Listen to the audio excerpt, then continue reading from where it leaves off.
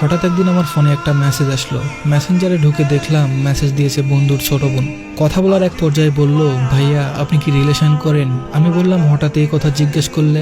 তখনও বলল, আমার এক বান্ধবী আছে, আপনাকে খুব পছন্দ করে। আমি জিজ্ঞেস করলাম কে সে? বলল, আপনি হয়তো চিনবেন। পরে আমার কাছ থেকে আমার ইমো নাম্বারটা নিল। 20 মার্চ একটা আইডি থেকে মেসেজ আসলো। আইডিটার নাম নীলপরি। জিজ্ঞেস করলাম কি আপনি? বলল, আমি মেঘলা। পরে জিজ্ঞেস করলাম কোন মেঘলা? ও বলল যে আপনি কি কাউকে আপনার নাম্বার দিয়েছিলেন? তখন আমি বুঝতে পারলাম যে এটা ওই মেয়েটাই। কথা বলার এক পর্যায়ে বলল, আমি আপনার সাথে রিলেশন করতে চাই, আপনাকে অনেক ভালোবাসি। এভাবেই আমাদের রিলেশনটা শুরু হয়। রিলেশনের 5 মাস আমাদের খুব সুন্দরভাবেই কেটে যায়। প্রতিদিন আমরা নিয়ম করে কথা বলতাম। ও আমাকে ছাড়া কিছুই বুঝতো না। একদিন হঠাৎ ও আমায় রাতে ফোন দিয়ে কান্না করতে থাকে। জিজ্ঞেস করলাম কি হয়েছে? ও বলল, ওর পরিবার নাকি ওকে বিয়ে দেওয়ার জন্য ছেলে দেখতেছে।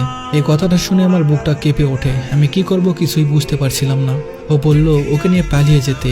রাত অনেক হয়েছিল। আমি ওকে বুঝিয়ে ঘুমাতে বলি, কিন্তু আমার চোখে কোনো ঘুম আসছিল না। কি করব কিছুই বুঝতে পারছিলাম না। আমি ফ্যামিলির বড় সন্তান, আমার একটা দায়িত্ব আছে। আমার ছোট ভাই বোন আছে। আমার উপর আমার মা বাবার অনেক আশা ভরসা আছে। আমি না পারছি ওকে নিয়ে পালিয়ে যেতে, আর না পারছি ওকে হারিয়ে ফেলতে। তো পরের দিন সকাল 10টায় ফোন দিয়ে কান্না করতে করতে একটা কথাই বলে, আমি তোমাকে ছাড়া বাঁচবো না, আমাকে নিয়ে যাও, চলো আমরা পালিয়ে যাই। আমি শুধু তাকে আশা দিয়ে রাখছিলাম যে যাব, কিন্তু আমি তো ফ্যামিলির জন্য পারছিলাম না। 3 দিন পর ওর বড় আপু ফোন দিয়ে বলল যে তুমি কি মেঘলাকে সত্যিই ভালোবাসো? আমি বললাম হ্যাঁ, সত্যিই ভালোবাসি। পরে ওর বড় আপু বলল তো বিয়ে করো না কেন? পালিয়ে নিয়ে গিয়ে বিয়ে করো।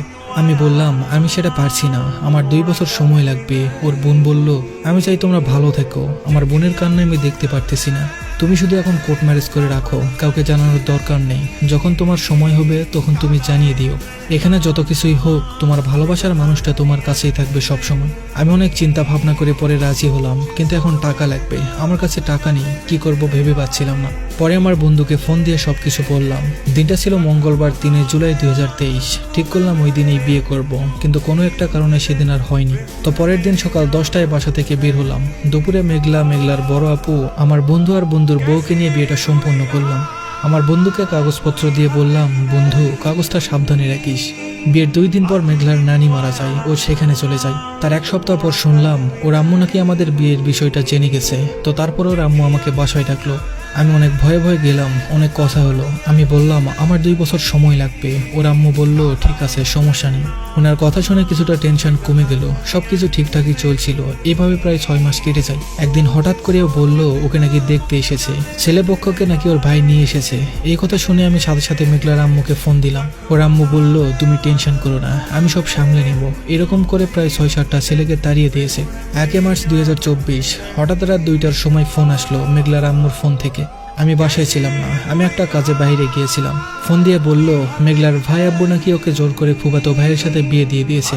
এই কথাটা শোনার পর আমার মাথার উপর যেন আকাশ ভেঙে পড়ে। সেদিন কতটা কষ্ট নিয়ে আমি বাসায় ফিরেছিলাম সেটা শুধুমাত্র আমিই জানি। সেদিনের পর থেকে ঘুম নাই, খাওয়া নেই, শুধু কান্না করতাম। আমার পরিবার আমাকে নিয়ে অনেক টেনশন করতো। অবশেষে সবকিছু খুলে বললাম সবাইকে। আমার কান্না দেখে আমার পরিবারের প্রত্যেকটা মানুষ কান্না করেছে। আমার মা বাবা শুধু একটাই কথা বলতো, তুই কিছু করিস না বাবা, আমরা ছেলে হারালে কখনোই কিন্তু ছেলে পাবো না। মেঘলার সাথে যোগাযোগ করার অনেক চেষ্টা করেছি, কিন্তু পারিনি। ওর বিয়ের 3 দিন হয়ে গেল, ওর সাথে কোনো যোগাযোগ নেই আমার। হঠাৎ 5 দিন পর মেঘলা আমারে মেসেজ দিয়ে কান্না করতে করতে বলে সবাই নাকি ওকে জোর করে বিয়ে দিয়ে দিছে। ওর আম্মু নাকি একবারের জন্য বলেনি ওর আমার সাথে বিয়ে হয়েছে। ওর আম্মু নাকি ওকে কসম দিয়েছে কিছু না বলতে। আমি বললাম দেখো, যা কিছু হওয়ার হয়েছে, তুমি চলে এসো আমার কাছে।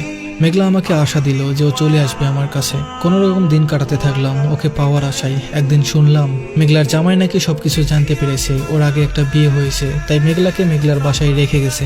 মেঘলার ভাই আব্বু মেঘলাকে আর ওর আম্মুকে নাকি অনেক মেরেছে। এগুলো নিয়ে অনেক ঝামেলা হয়েছিল। পরে ওরা এলাকার কমিশনারের কাছে বিচার দিয়েছে যে আমি নাকি মেঘলার বিয়ে হয়ে গেছে, তারপরেও তাকে ডিস্টার্ব করি ফোন দিয়ে। পরে আমার আব্বু আম্মু কাকাকে নিয়ে গেলাম অফিসে। পরে আমাদের বিয়ের কাগজটা দিলাম কমিশনারের হাতে। কাগজটা দেখে মেঘলার পরিবারকে বলল মেঘলার তো ওর সাথে অনেক আগেই বিয়ে হয়ে গেছে, আপনারা কিভাবে ওর সাথে ঝামেলা না ভেঙে আরেক জায়গায় বিয়ে দিয়েছেন? এখনো যদি মামলা করে আপনারা কি করবেন? মামলা আমি করতে চেয়েছিলাম, কিন্তু আব্বুর জন্য করতে পারিনি। পরে আমার ফ্যামিলি ডিসিশন নিল যে আমায় বিয়ে করাবে। অনেকগুলো মেয়েও দেখিয়েছিল, মেঘলার থেকে অনেক ভালো ছিল তারা, কিন্তু আমার একটাই কথা, আমি বিয়ে করব না। মেঘলাকে হারিয়ে অনেক দিন হয়ে গেল। কিছুদিন আগে শুনলাম ওর নাকি একটা মেয়ে হয়েছে।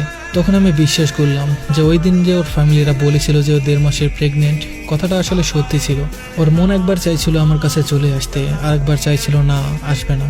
আমি সবসময় চেয়েছি ও ভালো থাকুক, আজও দোয়া করি ও ভালো থাকুক। ভালো থাকার জন্যই তো ছেড়ে গেছে। কিন্তু আমার আজও মনে পড়ে ওই দিনগুলোর কথা। আমি আজও কান্না করি। প্রায় 1 বছর পার হয়ে গেল, তারপরেও ভুলতে পারিনি। সারা জীবনে হয়তো ভুলতে পারবো কিনা জানি না, তবুও দোয়া করি ভালো থাকুক আমার ভালোবাসা। আমার কাছে নাই বা ভালো থাকুক, যার কাছে আছে আল্লাহ তাআলা তার কাছে যেন তাকে ভালো রাখে।